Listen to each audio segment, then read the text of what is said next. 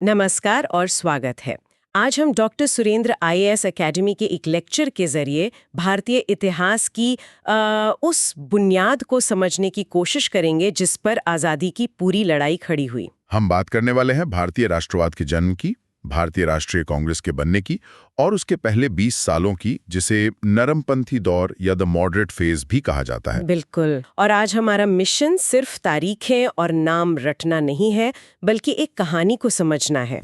वो कहानी कि 19वीं सदी में बिखरे हुए पढ़े लिखे भारतीयों के एक समूह ने दुनिया के सबसे बड़े लोकतंत्र की नींव कैसे रखी। और ये सब हम एक प्रतियोगी परीक्षा, खासकर यूपीएससी के नजरिए से भी देखेंगे। हाँ, जहाँ सवाल क्या हुआ से ज्यादा क्यों और कैसे हुआ पर होता है। आपने बिल्कुल सही कहा। तो चलिए इस कहानी को परत दर परत खोलते हैं और देखते हैं कि इतिहास की ये घटनाएं आज भी हमारे लिए इतनी जरूरी क्यों हैं। तो सबसे पहले उस सबसे बड़े आइडिया से शुरू करते हैं जिसके बिना कांग्रेस या कोई भी राष्ट्रीय आंदोलन मुमकिन ही नहीं था, राष्ट्रवाद यानी नेशनलिज्म। लेक्चर में इस बात पर बहुत जोर है कि ये एक आधुनिक विचार है। ये बात सुनने में थोड़ी अजीब लग सकती है। क्या भारत पहले एक राष्ट्र नहीं था? ये एक बहुत ही ज़रूरी सवाल है और यहीं पर विश्लेषण की ज़रूरत पड़ती है। देखिए, प्राचीन या मध्ययुगीन भारत में पहचान का आधार अलग था। अच्छा। हाँ, लोग अपनी पहचान अपने राजा, अपने धर्म, अपनी जाति या अपने इलाके से जोड़ते थे।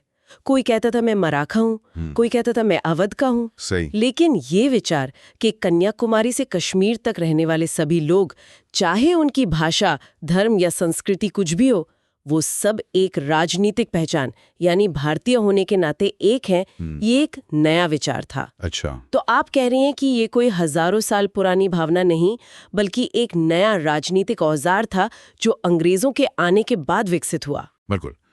इसे अंग्रेजों ने बनाया नहीं, लेकिन उनके शासन ने, कह सकते हैं, अनजाने में इसे बनाने के हालात पैदा कर दिए। जैसे? सोचिए, अंग्रेजों ने पहली बार पूरे भारत को एक प्रशासनिक छत के नीचे लाया। उन्होंने रेलवे बनाई जिससे मद्रास का कोई व्यक्ति बंगाल जा सकता था। संपर्क बढ़ा। उन्होंने पोस्ट और टेलीग्राफ सिस्टम बनाया जिससे विचार तेजी से फैल सकते थे। और सबसे बड़ी बात, उन्होंने एक साझा दुश्मन दिया। हाँ, ये तो सबसे बड़ा कारण रहा होगा। जब लोगों को एहसास हुआ कि हम सबका शोषण करने वाला एक ही है, तो उनमें हम की भावना पैदा हुई। यही आधुनिक राष्ट्रवाद की नींव थी। ये तो बहुत दिलचस्प है। राष्ट्रवाद कोई हवा में पैदा हुई चीज नहीं थी, बल्कि इसके पीछे ठोस आर्थिक और प्रशासनिक कारण थे। सही पकड़ा। और यूपीएससी जैसी परीक्षाएं यही समझ चाहती हैं। वे जानना चाहती हैं कि उम्मीदवार घटनाओं के पीछे की प्रक्रियाओं को समझता है या नहीं।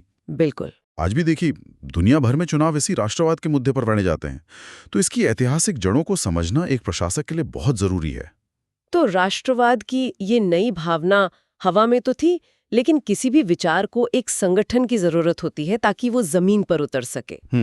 यहीं पर भारतीय राष्ट्रीय कांग्रेस की कहानी शुरू होती है और इसकी शुरुआत ही एक कह सकते हैं एक विवाद से जुड़ी है, सेफ्टी वाल्व थ्योरी। हाँ, ये कांग्रेस के जन्म की सबसे मशहूर और विवादास्पद थ्योरी है। ये सिद्धांत कहता है कि कांग्रेस की स्थापना भारतीयों ने नहीं, बल्कि खुद एक अंग्रेज retired civil servant A.O. Hume ने वाइसरॉय लॉर्ड डफरिन के इशारे पर की थी।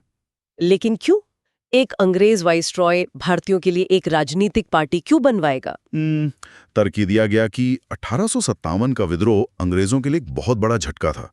उन्हें समझ आ गया था कि भारतीय जनता के मन में क्या चल रहा है, इसका उन्हें कोई अंदाजा ही नहीं है। अच्छा। तो उन्होंने सोचा कि एक ऐसा मंच बनाया जाए जहां पढ़े लिखे भारतीय साल में एक बार मिलें, भाषण दें, प्रस्ताव पास करें और अपनी भड़ास निकाल लें। ठीक वैसे ही जैसे एक प्रेशर कुकर में सेफ्टी वॉल्व होता। बिल्कुल, जो ज्यादा प्रेशर बनने पर भाप को बाहर निकाल देता है और कुकर को फटने से बचाता है। कांग्रेस को उसी सेफ्टी वॉल्व के तौर पर देखा गया। ये सुनने में तो ब्रिटिश साम्राज्य के नजरिए से बहुत चालाक योजना लगती है, पर क्या भारतीय नेता इतने भोले थे कि वो इस चाल को समझ नहीं पाए, या कहानी कुछ और थी? यहीं पर दूसरा पक्ष आता है। भारतीय राष्ट्रवादी इतिहासकार इस थ्योरी को एक सिरे से खारिज करते हैं। अच्छा। उनका कहना है कि कांग्रेस की स्थापना भारतीयों की अपनी जरूरत और चेतना का नतीजा थी। ये कोई अचानक हुई घटना नहीं थी। तो इसके पीछे उनका क्या तर्क था? देखिए, 1885 से बहुत पहले 1860 और 70 के दशक से ही बंगाल में ईस्ट इंडिया एसोसिएशन, बॉम्बे में बॉम्बे प्रेसिडेंसी एसोसिएशन और मद्रास में मद्रास महाजन सभा जैसे कई संगठन बन चुके थे। मतलब एक अखिल भारतीय संगठन की जमीन पहले से ही तैयार हो रही थी। हाँ, ये छोटे छोटे संगठन क्षेत्रीय स्तर पर राजनीतिक चेतना जगा रहे थे। सही। इन संगठनों के नेता जैसे दादा भाई नौरोजी, फिरोज शाह मेहता, एस.एन. बैनर्जी, ये सब लगातार एक दूसरे के संपर्क में थे। भारत में ह्यूम के घर और लंदन में नौरोजी के घर पर अक्सर बैठकें होती थीं। अच्छा, तो वहां पे मंथन होता था। हाँ, वहां मंथन होता था कि अब आगे क्या किया जाए, और इन्हीं चर्चाओं से एक अखिल भारतीय संगठन का विचार पैदा हुआ। लेकिन अगर जमीन तैयार हो रही थी तो फिर उन्हें ए.ओ. ह्यूम जैसे एक अंग्रेज की जरूरत क्यों पड़ी? क्या उनके बिना ये संगठन बन ही नहीं सकता था? ये एक बेहतरीन सवाल है। देखिए, उस दौर के राष्ट्रवादी नेता बहुत यथार्थवादी थे। उन्हें पता था कि अगर भारतीय खुद से ऐसा कोई संगठन बनाने की कोशिश करते तो ब्रिटिश सरकार उसे शुरू होने से पहले ही शक की नजर से देखती और शायद कुचल देती। लेकिन जब एक रिटायर्ड ब्रिटिश अधिकारी इसका नेतृत्व कर रहा हो तो सरकार का रवैया थोड़ा नरम रहेगा। गोपाल कृष्ण गोखले ने बाद में कहा भी कि ह्यूम ने एक लाइटनिंग कंडक्टर यानी तड़ित चालक का काम किया। उन्होंने ब्रिटिश सरकार के शुरुआती गुस्से और शक को खुद पर झेल लिया ताकि यह नया संगठन बच सके। वाह, तो ये सेफ्टी वाल्व नहीं बल्कि लाइटनिंग कंडक्टर था। हाँ, मतलब भारतीयों ने ह्यूम का इस्तेमाल अपने फायदे के लिए किया, न कि ह्यूम ने भारतीयों का। ये तो पूरी कहानी ही बदल देता है। हाँ, ज्यादातर आधुनिक इतिहासकार यही मानते हैं कि सच इन दोनों के बीच में कहीं है। ये ब्रिटिश और भारतीय हितों का एक संगम था जहां दोनों ने एक दूसरे का इस्तेमाल अपने अपने मकसदों के लिए किया। ठीक है, तो कांग्रेस की स्थापना हो गई, लेकिन इसके पहले 20 साल यानी 1885 से 1905 तक का दौर उस कांग्रेस से बहुत अलग था जिसके बारे में हम ज्यादातर जानते हैं। गांधी वाली कांग्रेस से। हाँ, आंदोलन वाली कांग्रेस से। इस शुरुआती दौर को नरमपंथी दौर क्यों कहते हैं? ये नेता क्या चाहते थे और उनका काम करने का तरीका क्या था? उनकी मांगें बहुत व्यापक और दूरदर्शी थीं। अगर हम कुछ मुख्य मांगों पर नजर डालें तो पहली थी प्रशासन में सुधार। वे चाहते थे कि विधायी परिषदों मतलब लेजिस्लेटिव काउंसिल्स में ज्यादा से ज्यादा चुने हुए भारतीय सदस्य हों और उन्हें सरकार से सवाल पूछने का अधिकार हो। एक मिनट, यहाँ मैं आपको रोकना चाहूंगी। वो सिर्फ ज्यादा सदस्य नहीं बल्कि चुने हुए सदस्य मांग रहे थे। बिल्कुल, मतलब वो एक तरह से लोकतंत्र की मांग कर रहे थे उस जमाने में। आपने बिल्कुल सही नस पकड़ी है। ये कोई छोटी मांग नहीं थी। इसके अलावा उनकी एक बहुत बड़ी मांग थी कार्यपालिका और न्यायपालिका का पृथक्करण यानी सेपरेशन ऑफ पावर्स। ये तो आज हमारे संविधान का मूल सिद्धांत है। उस समय इसकी मांग इतनी क्रांतिकारी क्यों रही होगी? क्योंकि उस समय जिले का कलेक्टर ही टैक्स भी वसूलता था और वही डिस्ट्रिक्ट मजिस्ट्रेट के तौर पर न्याय भी करता था। अच्छा, मतलब जो इल्जाम लगा रहा है वही सजा भी सुना रहा है। बिल्कुल, ये शक्ति का भयानक दुरुपयोग था। नरमपंथियों ने इसे पहचाना और कहा कि न्याय करने वाली शक्ति प्रशासन चलाने वाली शक्ति से अलग होनी चाहिए। ये एक बहुत ही आधुनिक और प्रगतिशील विचार था। और सिविल सेवाओं को लेकर भी उनकी कुछ मांगे थी, है ना? हाँ, वे सिविल सेवाओं का भारतीयकरण चाहते थे। वे कहते थे कि आईसीएस की परीक्षा सिर्फ लंदन में क्यों होती है, भारत में भी होनी चाहिए, और परीक्षा देने की अधिकतम आयु को बढ़ाया जाए। अच्छा, वो क्यों? क्योंकि अंग्रेज जानबूझकर उम्र कम रखते थे ताकि भारतीय उसमें बैठ ही ना पाए।